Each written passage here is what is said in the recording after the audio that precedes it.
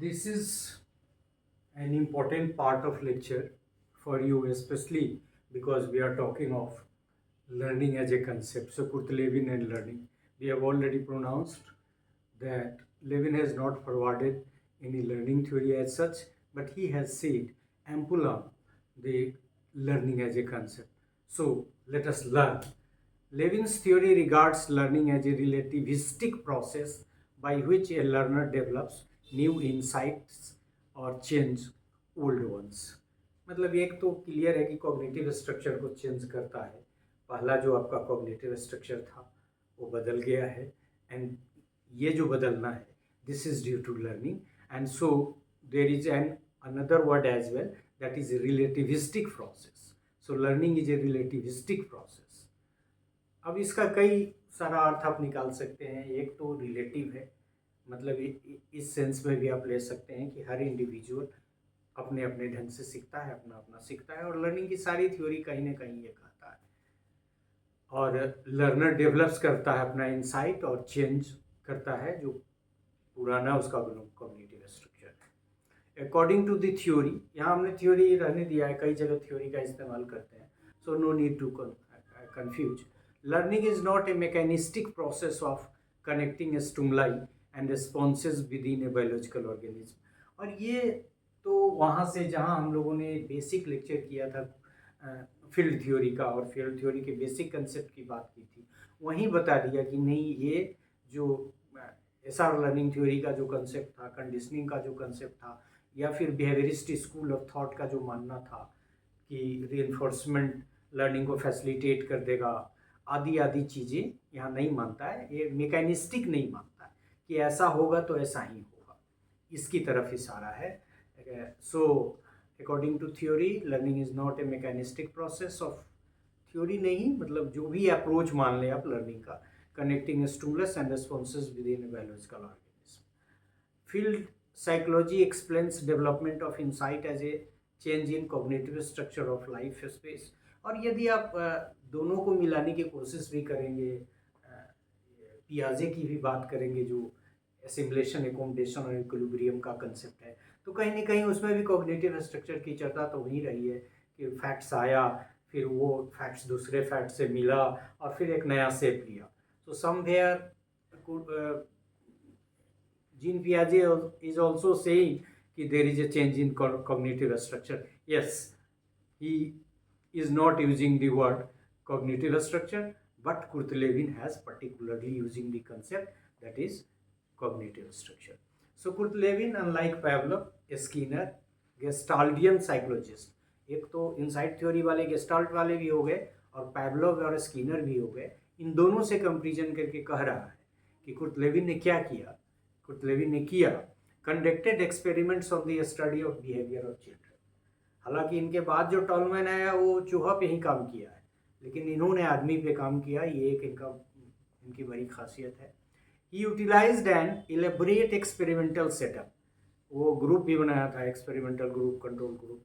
So he utilized an elaborate experimental setup with a view to control the child's total environment during the course of the investigation of getting detailed information. और वो जो पूरा design का concept है, independent variable, dependent variable, controlling, उसकी तरफ इशारा है कि ये कंट्रोल ग्रुप है। और कंट्रोल ग्रुप का मतलब ये है कि ट्रीटमेंट का इफेक्ट उस पर नहीं दिया जा रहा है।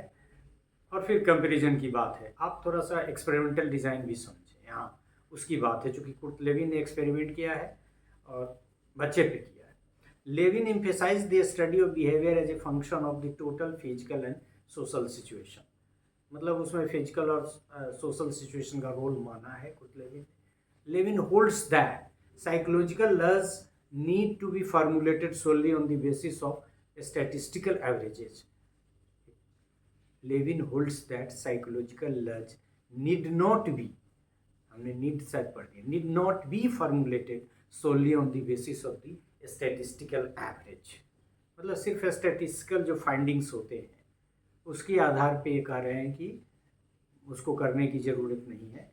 Rather the individual case is equally important. In Lewin's theory threat, goal and barrier, ये तीन शब्द जहाँ से हमने कलेक्ट किया, कैटेगोरिकली थ्रीट, गोल और बैरियर।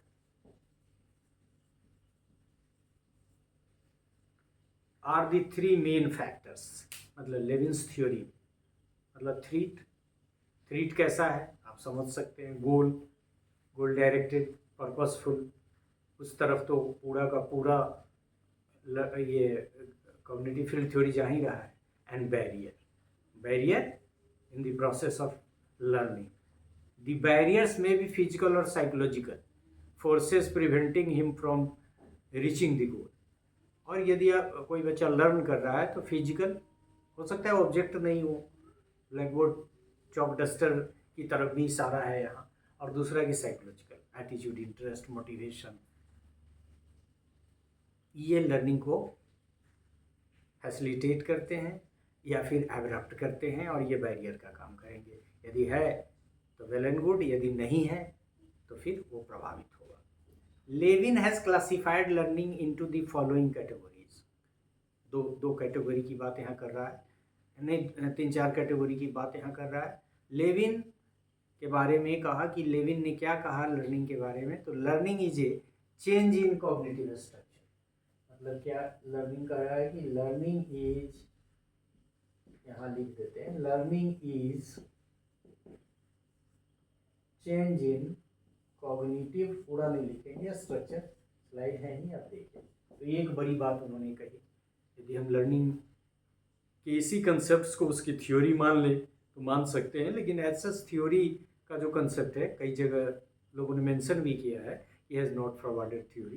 तो ऐसा नहीं कि हम ही सिर्फ आपको कह रहे हैं। Learning is a change in motivation, change in learning is change in cognitive structure, change in motivation. मतलब मोटिवेशन है इट्स वेयरिंग ऑन, और मोटिवेशन की तरफ इशारा क्या किया है, that is in valences and values. मतलब वैलेंस और वैल्यूज में चेंज को क्या कहा, motivation.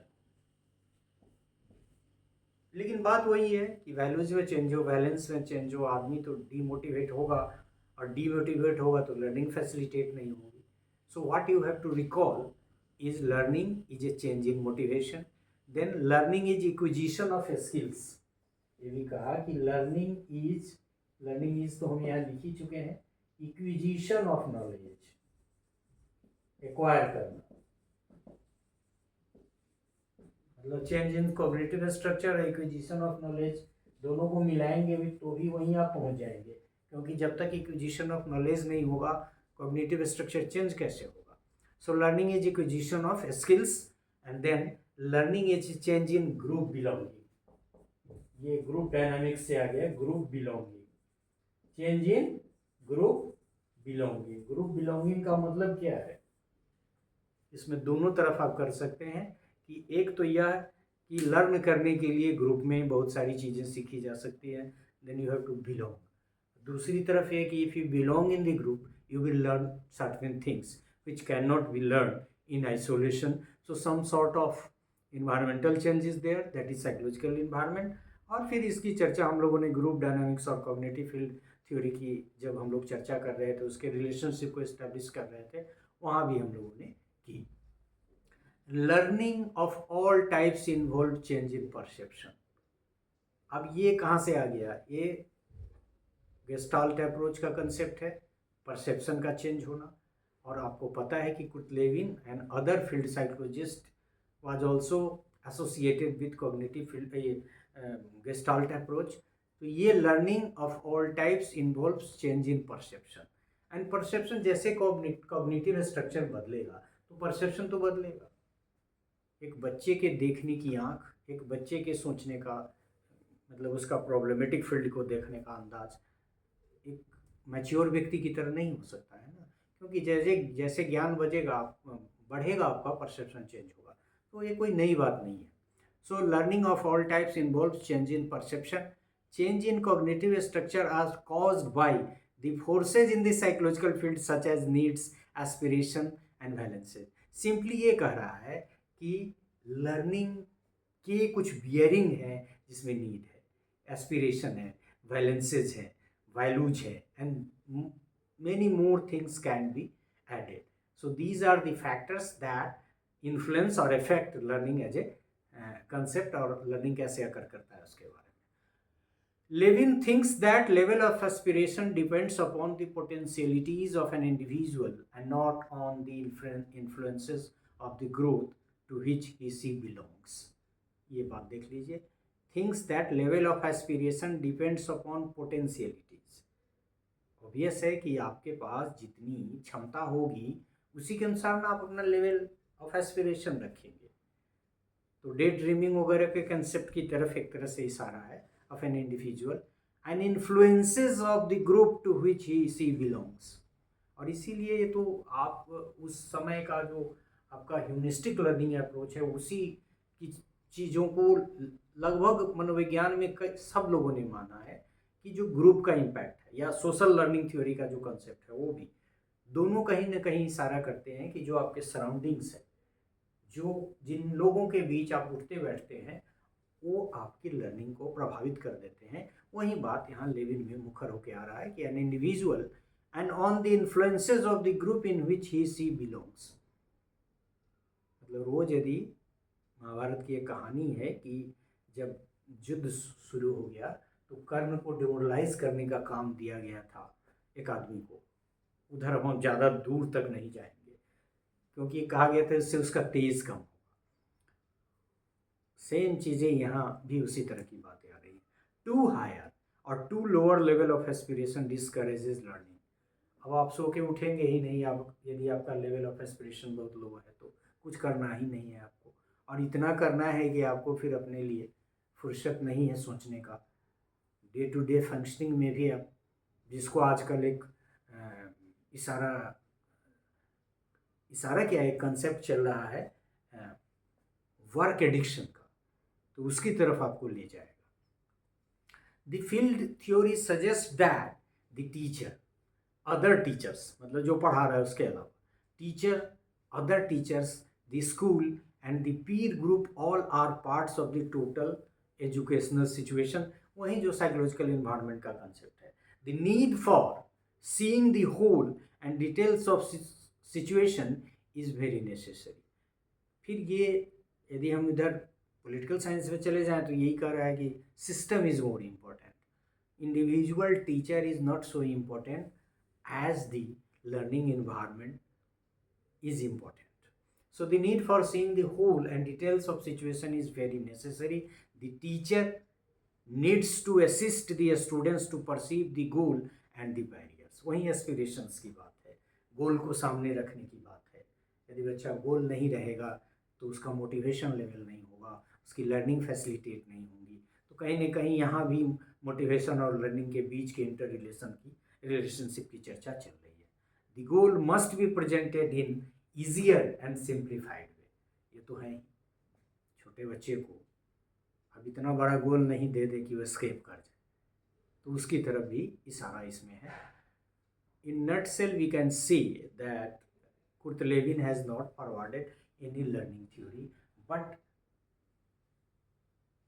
Through his different writing and deliberations he has told enough on learning, and these are some important aspects. एक तो change in cognitive structure, motivation की बात, इक्विजिशन ऑफ नॉलेज की बात, ग्रुप बिलोंगिंग्स, और फिर ये कह रहा है कि लर्निंग में गोल का होना, मोटिव का होना, डायरेक्शन का होना और लेवल ऑफ एस्पिरेशन का होना बहुत ज़रूरी है. ये सब लर्निंग को फैसिलिटेट करते हैं, और यदि ये पर्याप्त मात्रा में लर्निंग के सिस्टम में मौजूद नहीं है तो फिर लर्निंग फैसिलिटेट नहीं होगी, एब्रप्ट होगी. और फिर ये कहा कि an individual in the educational setup is not so important as the setup, as the learning environment, as the psychological learning environment is important. So in some way or other we could learn something about Kurt Lewin and his learning approaches. We cannot say the learning theory, but somewhere you can identify that learning theory of Kurt Lewin may also be there that can occur, क्योंकि नाम बड़ा है और इन्होंने learning पे कहा है. थोड़ा एक्सपेरिमेंट करके कुछ और उसको यदि दिखा देते, जैसा कि टॉलमैन ने कर दिया है साइन लर्निंग थ्योरी का, तो इनका भी नाम थ्योरी से जुड़ जाता। So thank you for this part.